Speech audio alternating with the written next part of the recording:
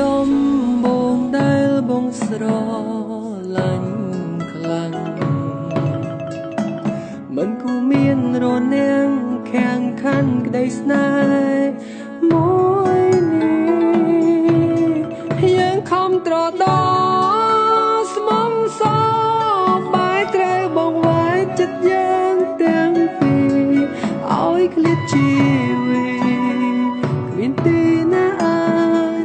ជួបជុំនឹកអូនពេញសំឡឹងមើលមេឃទឹកភ្នែកបងចិត្តធ្ងួយធ្ងរអង្វរឲ្យអូនត្រឡប់មកវិញអូនមិនអាចឃ្លានពីបងវិលមកក្បែរមនុស្សដែលអូនស្រឡាញ់ក្នុងចិត្តអូនតែងអូនសំឡាញ់វិលវិញបានទេនួនអបងអើយអូនឃ្លាតឆ្ងាយហើយគ្មានសង្ឃឹមឡើយបានជួបត្រាយត្រាយដងទីបេះដូងមួយនេះដូចបែកជាពីរគ្រប់វិញនាទីនឹងដល់នារីម្នាក់នោះចាប់ពីថ្ងៃនេះទៅបងត្រូវរៀនรู้ម្នាក់ឯងភាពសងសំរែងឲ្យបងបានស្គាល់ពីភាពឈឺចាំបងនឹងធ្វើខ្លួនឲ្យអូ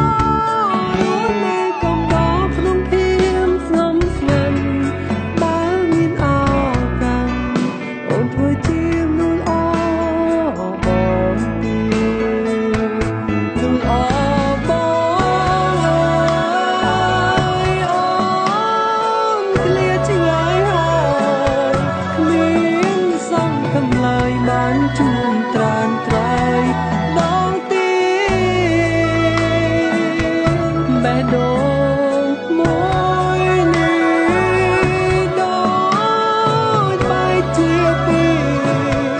គ្រប់វិញនាទីនឹងដល់នារីអ្នកអង្គអញអើយប្រតិបត្តិមិនគប់ព្រះសាមិនជួបប្រចាយល្អដូចអូនជនមានដូចបែងនឹងសូនគ្មានន័យប្រកាយល្អ